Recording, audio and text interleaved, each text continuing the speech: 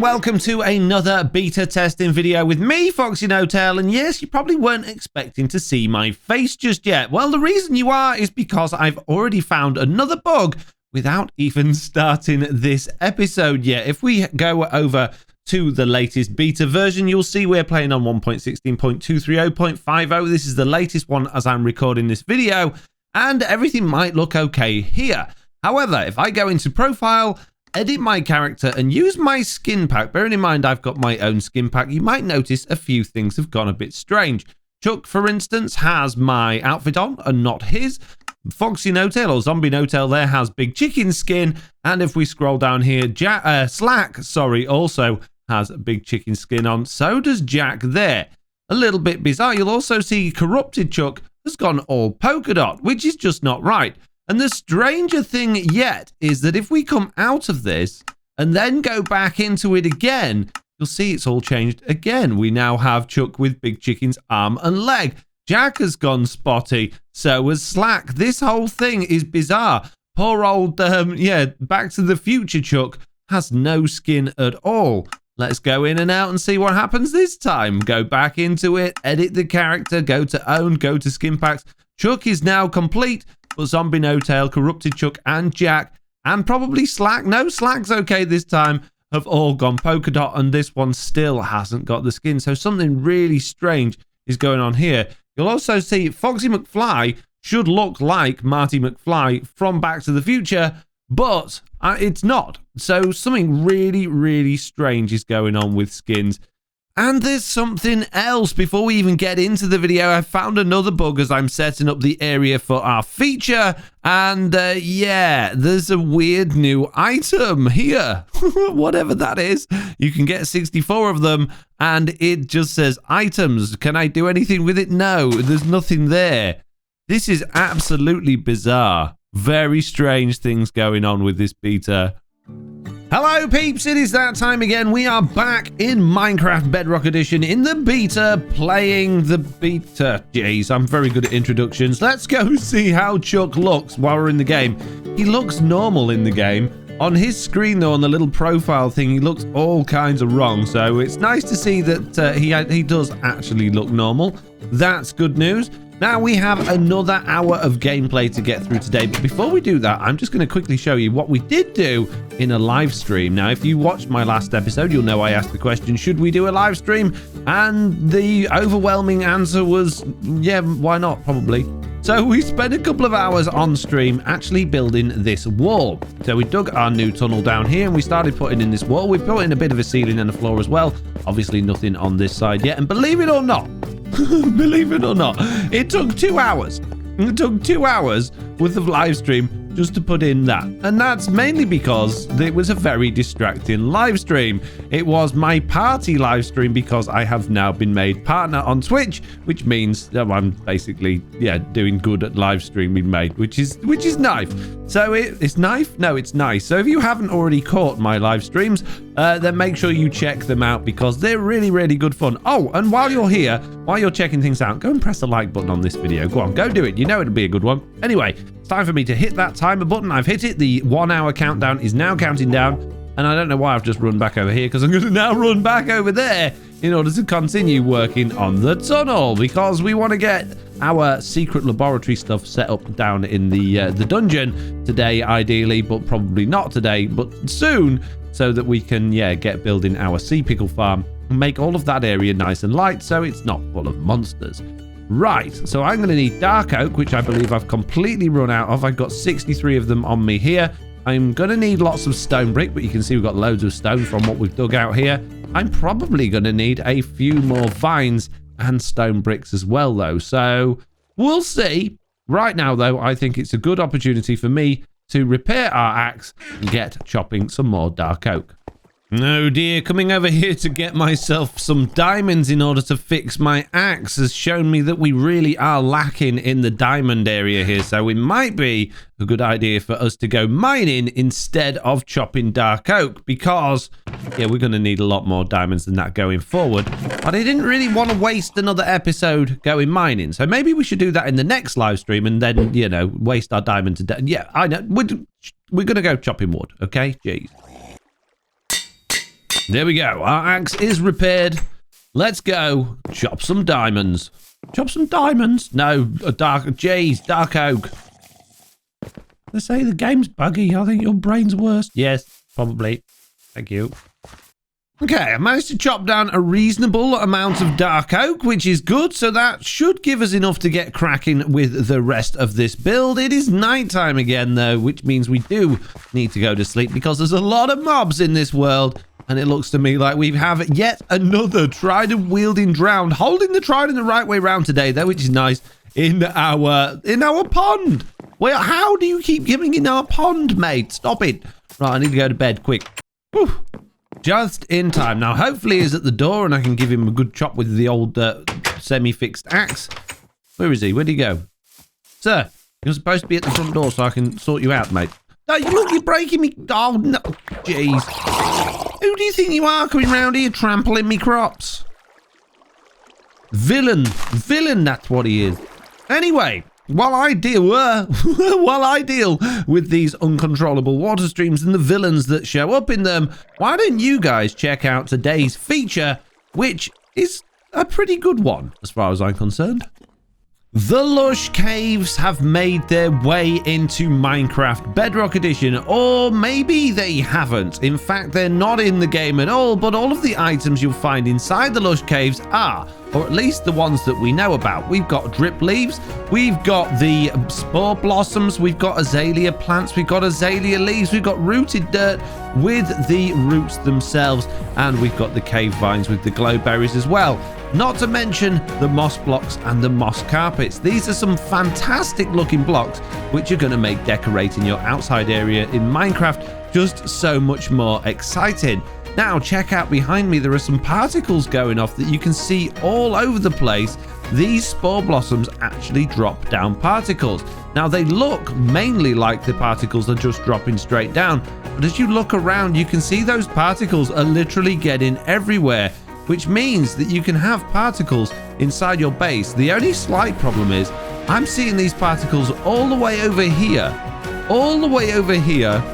from there. That's where it is. Look how far these particles are emanating from those spore blossoms. I'm not 100% sure that that's quite right. That's a little bit bizarre, but we're going to roll with it for now, and we're going to check out some of the other pretty strange things about these, and we're going to learn all about these blocks as well, so this could take a little bit of time. First of all, we're going to start with these drip leaves, which are basically Minecraft or Mojang's way of giving us free parkour. The idea here is you can jump on them, but if you're not quick enough, you'll fall off. So you've got to be pretty speedy, and apparently it will pop back up again. There it goes. I can jump on that, jump on the next one, and jump on the next one, and they will start to tilt, and eventually I'll fall off, which is pretty nice. Now there's also the small drip leaf as well, but I can't seem to find anywhere that will go down. I can't put that down anywhere, so I think maybe that's not been fully implemented into the game yet. Now I can grab some bone meal, and I can bone meal these things and make them different heights, and I can also add more big drip leaves on top of each other and do it that way. Why you would want to do it that way, I don't know. When bone meal is so cheap and free, it would be much better to do it that way. And you can make these things pretty tall indeed. I'm not sure exactly how tall you can go with them, but geez, that has gone a long way up. Okay, so that's drip leaves. We've covered spore blossoms. Basically, these are just flowers you'll find in caves, and they hang upside down from blocks and create particle systems. So let's just block up here with some of this rooted dirt, bring that across there, pop that there, and you can pick these up and move them into your base to give your base new particle effects. I hope, though, that they will give us an opportunity to change the color, because the green particles are not, you know, why would you want, it's like snot dripping down inside your base. Let's have some nice blues and pinks and purples and things like that to add some atmosphere, not just the snot colored drips. Thank you very much.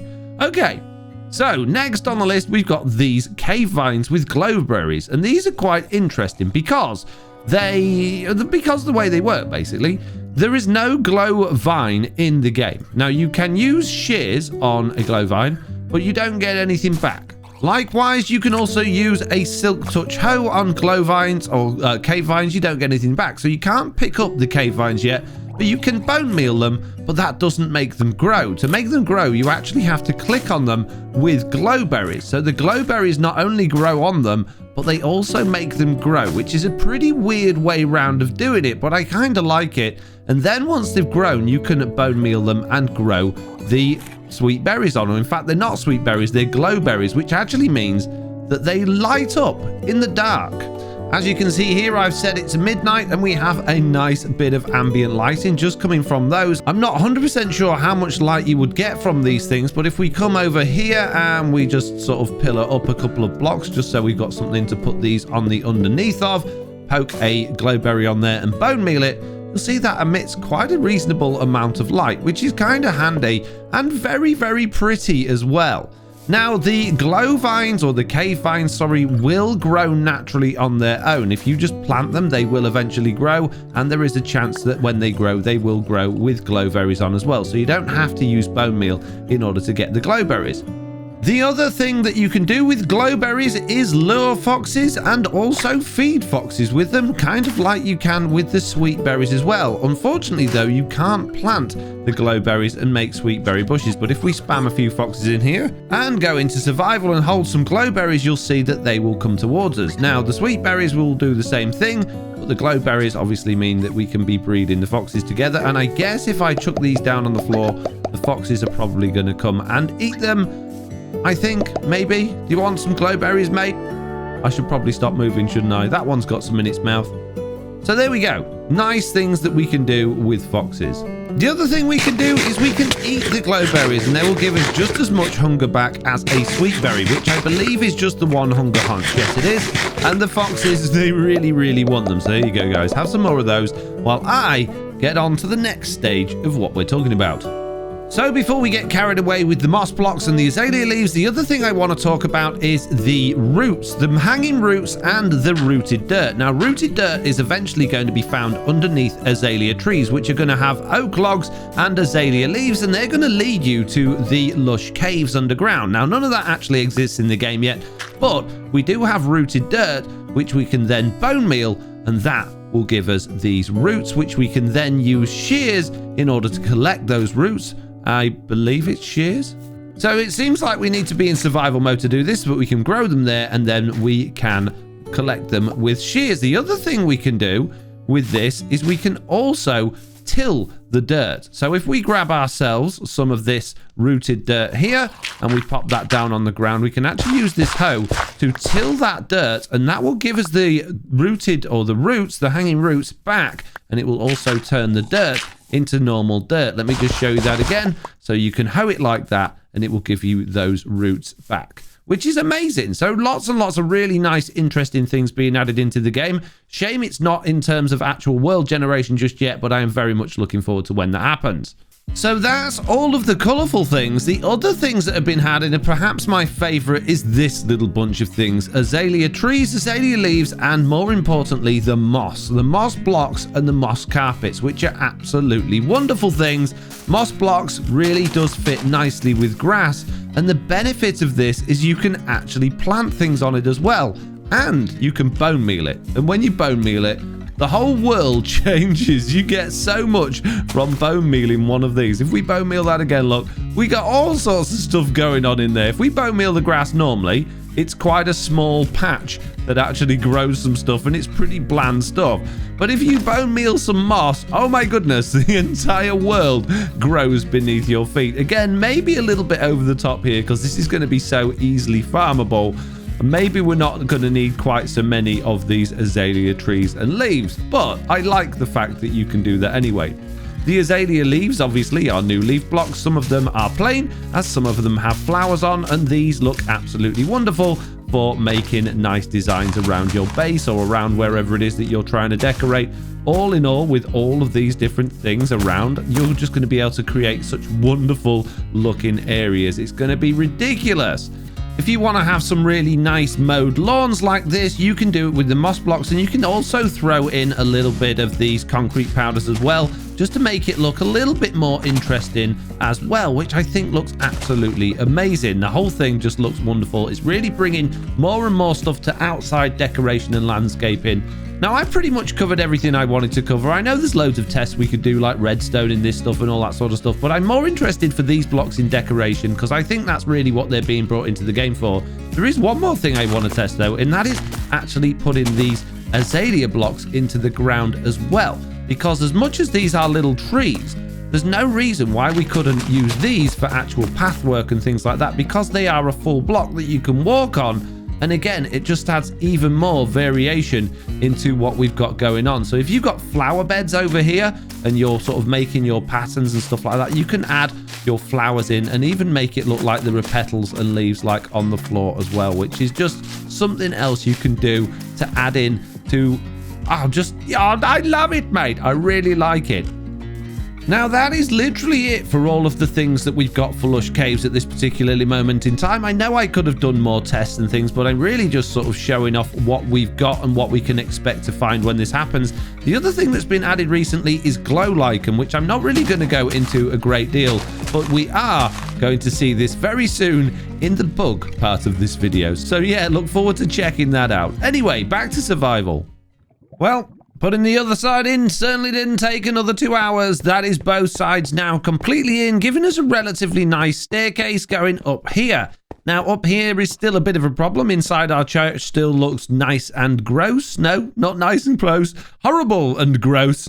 And if we look outside as well, oh, it's nighttime again. What a surprise. But yeah, this area here is all kinds of broken where I've had to sort of fiddle about with stuff. So there's a lot of work still needs doing over here, which I think we should probably attempt to do next after having another little sleep. I should probably bring a bed over to this area so I don't have to keep running home to do that as well. So the first thing I think we should do with this church is to get rid of the cobwebs so we can fill those blocks in there. I know they look quite good as the abandoned church, but we want this thing to look a lot better than it does. And I think getting rid of those is a good idea. Now, it looks like this window's actually missing some glass where that cobweb was. So we could probably do to get some more glass to fill that in. But for now, I think I'm just going to be lazy and drop a cobblestone stair upside down in there. I think that kind of works and it saves us trying to go and find some glass. So while I carry on sprucing up this area, why don't you guys now check out the latest bugs that have affected these betas? And again, quite an interesting one. So bugs then, back on our testing world, you might be able to see the first one already. That's right, moss blocks do not prevent the rain from falling through them. For whatever reason, the rain can fall all the way through moss blocks as if they're not even there, which is kind of weird. The next one also has to do with moss blocks, and that is that when a grass is grown from basically bone mealing a moss block, so if you bone meal a moss block, you get lots of grass around it, and then you bone meal that grass, instead of turning into double tall grass like this, it will actually turn into a double tall fern, which is kind of bizarre. So this is some normal grass that I've just placed down. Let me put some more down here. When you bone meal that, it turns into double tall grass. And if we just bone meal the grass here and then bone meal that grass that grows, we can turn it into double tall grass. But if we bone meal the moss blocks and turn that into grass, then we just generate lots of double tall ferns. Very strange things. And the next two bugs are all to do with glow lichen. Did you know the glow lichen can not only be put on the surface, but it can actually be placed on every single side of a block? The first block in Minecraft to be able to be placed on all sides. Well, in Minecraft Bedrock Edition. Now, in Java Edition, they've been able to do that with item frames and all sorts for a long time, but not on Bedrock. So on Bedrock, that's quite an impressive thing. The problem is, though, if we're in survival and we want to get those back, we can use shears in order to get those to drop. So let's just do that. But now let's empty our inventory, throw those all on the floor. Now you can see there are 1, 2, 3, 4, 5 pieces of glow lichen there. If we break those, they all break at once. And we only get one back, which is a little bit disappointing. And for the last bug, I actually need to be swimming. This is a pretty strange one. We're going to do the same thing. We're going to actually fill that up with the glow lichen there. And then we're going to enable swim mode and swim into that hole there if we can. You're going to let me do it, game? No, we're not swimming. We're just floating. So there we go. We've managed to swim inside now. If we close this off, so we're completely enclosed in this box. Now place the glow lichen on that surface there. The entire game crashes. Oh dear, game gone. So while it's technically possible to put glow lichen on all of the sides of a block, it is actually, no, it just crashes your game because it can't handle the fact that it's on all sides, and I guess you being inside there as well. Something weird about that. Anyway, that's enough bugs. Let's get back to survival. And there we go. While it's not perfect, I think it looks a lot better than it did. So we've now got this sort of sand pushing up to this side wall here with the dirt doing the same round there. Now, this dirt obviously is going to turn to grass at some point, which means we can bone meal it and make that look a little bit more interesting. And I've put a fence around the outside with lots of lanterns on, keeping this thing nice and light, and then sort of gradually bringing that down around here, meeting up with the sand again. On the inside, all I've done is cleared it out, filled in where the cobwebs were, and just basically improved this transition down here a little bit more so it sort of fits together. What I haven't done in here, though, is sorted out this janky lighting system we've got, which is just torches placed everywhere. That's going to be relatively easy to do because it's quite light in here anyway. What I think we could benefit from in here, though, is just the occasional fence post sort of sticking out with a lamp on it. And there we go. Look, bad guys in here already. All of those lights I've done outside, we're already getting zombies in here. Jeez. Let's pop that on there. All right, I have now pretty much organized all of our chests. I've added some more ones over here as well, and I've emptied out what has been, well, collecting at the bottom of the church now, leaving us a nice free bit of room in order to go down. And what I'm thinking as I walked past here a minute ago is this sugarcane actually obviously looks quite nice growing around the area. So we could also add a little bit more interest to this bit that's grown around here by chucking a few bits of sugarcane down here and there. So if we was to break that one, for instance, pop a little bit of sugarcane there, do the same thing over here and just make it look a little bit more interesting everywhere. I don't think we can get it there because it's not close enough to the water. But yeah, when that starts growing, that'll look good. And yeah, I'm just waiting for the grass to grow really now on this thing so we can get cracking on making that look good on the outside. All of this on the inside is done now, which means we can start making our way down into the dungeon, which means we can start adding rooms and joining all of this up. I mean, we've got to sort all of this out. We don't really want to be plummeting to our death down there anytime soon. And this goes to where our original tunnel was going to be down there, which obviously we don't need anymore. So I guess with the 15 minutes less we've got of this video, it's probably a good time for you guys to see what fixes have been made in the latest version of this game while I have a look at what we are going to be doing down here. Today, I only have a couple of fixes for you, and I can only actually show you one of them, and this one is actually from a bug that we pointed out earlier in the series. If you were to blow up the powdered snow that I have placed here from a bucket of powdered snow, it would actually give you blocks of powdered snow back, but sadly, you no longer get anything at all, which is a real shame in my book. I liked the fact that we could get those. That's obviously with TNT. Let's try this with the obsidian end crystal thingies. Wow, there we go. Yeah, nothing from that. And the other test I think would be worth doing is with the creeper. So I think we should go into survival, pop a creeper down there, and oh, Jay, see what? No, yeah, we didn't get any. Oh, ooh, no snow blocks. I know. I hear you saying it in the comments. Let's try a ghast as well. Ghast are known to drop all of the blocks when they explode. And all we got there was being set on fire. Not really powdered snow at all. Let's stand in the powdered snow and then it can't set us on fire. And gas still do appear to shoot over your head rather than at you. Yeah, definitely doesn't feel like we're picking up anything particularly useful from this. So sadly, no more buckets of powdered snow. And the other fix is something that I've been wanting for a long time, and that is keyboard and mouse support for Android devices. If you didn't know already, you can play Minecraft on Android devices, and some of those Android devices actually have keyboard and mouse support, but that wasn't implemented into Minecraft. And now it is, which means I no longer need to take my laptop with me when I go away to play Minecraft. I can play it on my phone and just use my mouse through Bluetooth to be able to do it. But Foxy, you can use your hands to do it. You might be able to. My big fat thumbs, it just doesn't work. I've never managed to do it. I was born with keyboard and mouse sticking out of my mouth, mate. I know it was a very weird thing to have at the hospital, but it's true. No, it's not true. The fact is I enjoy playing with the keyboard and mouse more, and the fact that we can now do that on Android is great. There is also another reason why this is really good, and that is because you can actually use Android emulators on Windows devices, which will actually allow you to run Minecraft through the emulator. Now, if we can use keyboard and mouse through that and have keyboard and mouse on Windows 10 as well, we'll now be able to run 2 accounts on Minecraft at the same time.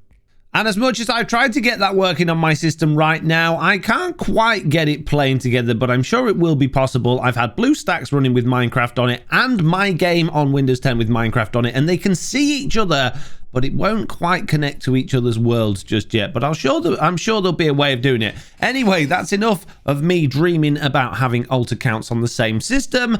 It's now time to get back to survival.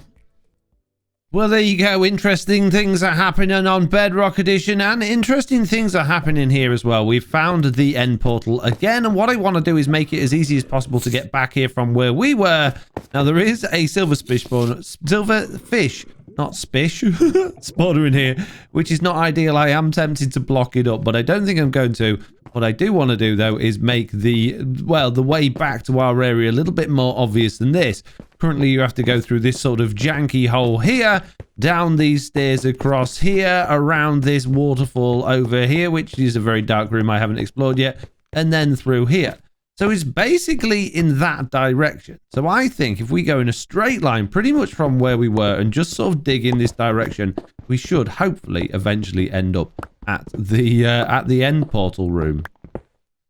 Well, I've been digging for a while, and I don't think I'm off course. I think I'm just a couple blocks too low. We've got all the stone brick above us, not below us. So I've got a feeling if I smash through these walls there, yeah, look, the end portal is literally right there, and it lines up perfectly. The middle of the end portal lines up with our tunnel and our stairs. So yeah, we just need to sort of make a nice staircase into there, I guess, and make that room a little bit more, I don't know, welcoming, accessible. What's the word that I'm looking for? I'm not sure, but I'm sure you guys know exactly what I'm talking about. Ow, thank you, silverfish. Yeah, oh no, here we go. I don't know whether to smash this. What do you peeps think? I hate doing it, but I have absolutely no use for them, and they are pests. So what do you think? Do you think we should smash the silverfish spawner? If you do, leave a comment below and let me know exactly what you think we should do with it. And to be honest, I'm not 100% sure what I'm going to do in terms of decorating this area. I think we'll probably do something similar to our tunnel theme over here with the dark oak, seeing so that's so abundant in this area. And I like the fences and the walls, the way that there's like that 3D depth. We've got walls behind there with the fences in front, so they're not connecting, which gives less than a block gaps worth of depth, but it's a really nice effect. And then obviously the stripped dark oak logs go really nicely with the stone brick effect as well. So yeah, and it also looks like we've got a slime chunk over there. So I foresee a slime chunk or a slime farm in the future as well while we're over in this area. That could be a good thing to be building. But yeah, please do let me know whether you think we should get rid of that spawner over there or not. And if you're liking these episodes, what you like most about them and what you want to see more from this. Anyway, the timer is going to go off in 1 second. There it is. The timer's gone off. So that means it is time, of course, for me to end today's episode. So, as usual, I'd like to say thank you all very much for watching that video. If you haven't already, please do leave a like. And if you haven't subscribed, you can do so by hitting the subscribe button just there. And if you want to subscribe to my second channel as well, where my Twitch live stream VODs go up, they're the replays, basically, you can watch all the way through. When they're not live, you can hit that one just there. Anyway, that's enough from me. Goodbye.